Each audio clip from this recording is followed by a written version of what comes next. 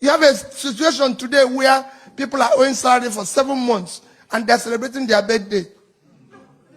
How can you say a thing like that? How can you be celebrating when you've ruined people's life?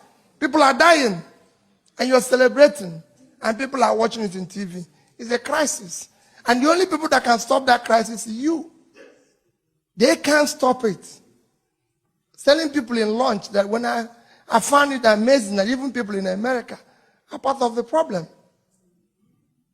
As governor, I come here, you know what people tell me?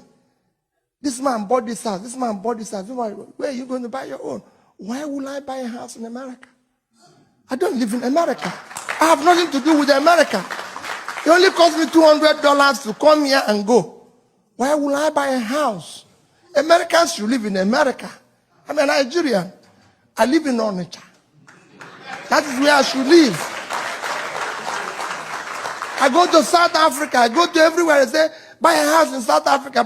How many South Africans have bought a house in Nigeria? How many Americans have bought a house in Nigeria? So why would Nigerians come here? You live here. Yes, you can own a house here. But not people. I come here as governor and Nigerians will tell you, oh, let's bring somebody and have a party. Why will I leave Nigeria to come and do party here?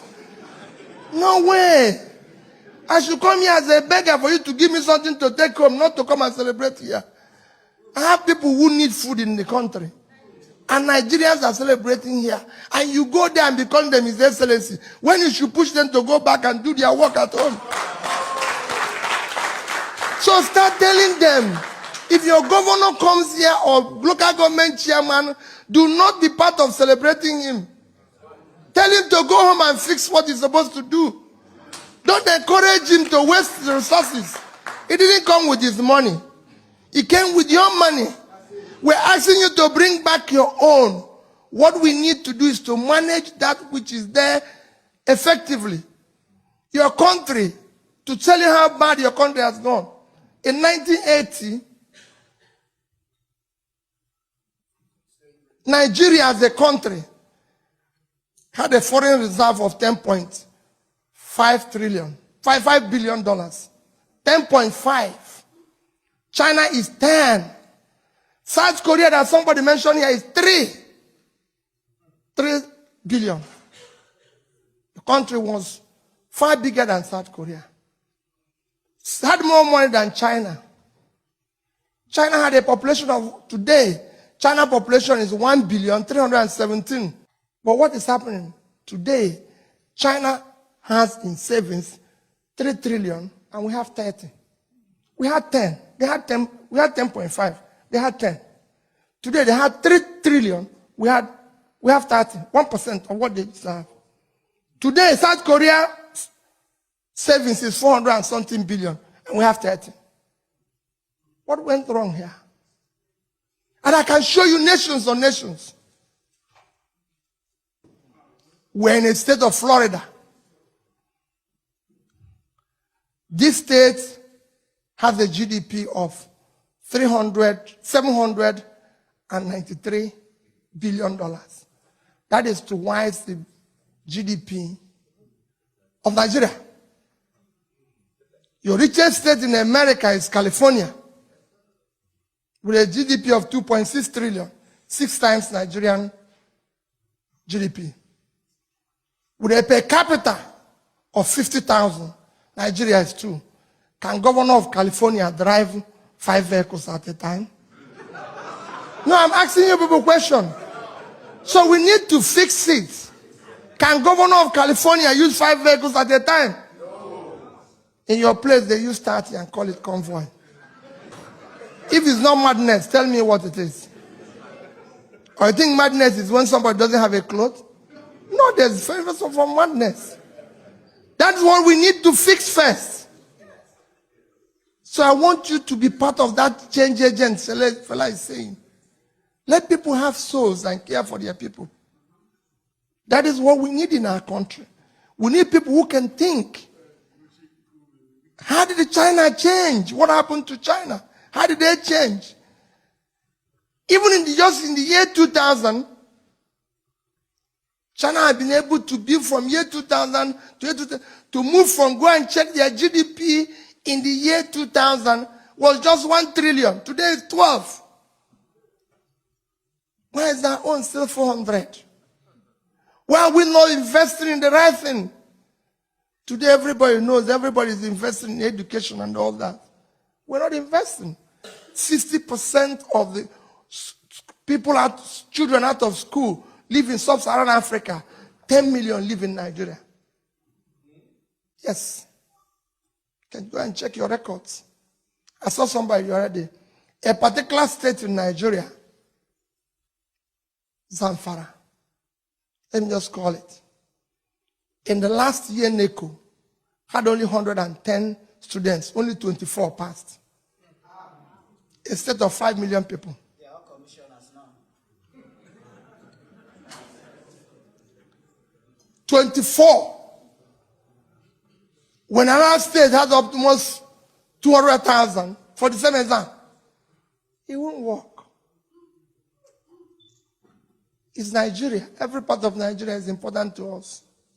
People ask me now while we're eating lunch, what is the problem? I said, the problem is the people. So only in Nigeria that you left people. They don't have car, they don't have anything. 6 months, they build a house, buy 20 cars, and call it for Thanksgiving, and people will go there. And they will be praying in the church, telling God to bless them. And the bishop will preach in that wherever they got the money, you give them more when they have to call police. Because they know where the money came from. Everybody knows where the money came from. But they are still celebrating it. He comes to America and buy a house, and they said if you see his house, and it's in choice areas. When he's in Washington, they tell you this place, this man owns the house here. In New York, this man owns the house here. With whose money? Let him show you his business. His daytime job. That earn that money. In which is, if Shobanjo, who is doing of advertisement, wants to buy a house in the best area of the world, let him go and buy it. But for God's sake, why would Peter Obi come and buy the choice area in Washington when he didn't own it before? A governor built a house that is unbelievable, and they asked, he said, I used to have the money. Why didn't you build it before? Hey, wait a minute. What are you telling us? And you're owing us salary. Even if you had the money before, you would have kept quiet. The rascality must stop. That's what we need to do first. Let's deal with this rascality first. It's when we stop this rascality that we can now. There's opportunities in Nigeria, my dear people. People are protesting in Iran. They're not protesting in Nigeria. But people don't know that the protests will come. If Iranians can protest, Iran has a GDP of 400 billion.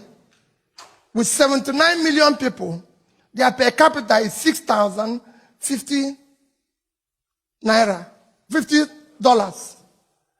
And they're protesting. Nigeria per capita is 2,000. So the person with 6,000 is protesting. We're not. Iran generates 74,000 megawatts of electricity. We generate 4. And they're protesting. Iran has the unemployment of 11% and youth unemployment of 25%. We have unemployment of 19.8 and youth unemployment of 61%. So those youths will protest one day. Those of us who happen to be lucky to live in Ikoyi and Victoria Land, I say to them every day, if we don't look for food for those who live in Ajegunle, one day we will not be living. Nigeria has become a case of where lunatics took over the asylum. And we don't want lunatics do when you want to take anything back from them. They create a thing as if there's a war. So you run away. If a madman comes there, you say, hey, everybody say, I don't want to touch this madman.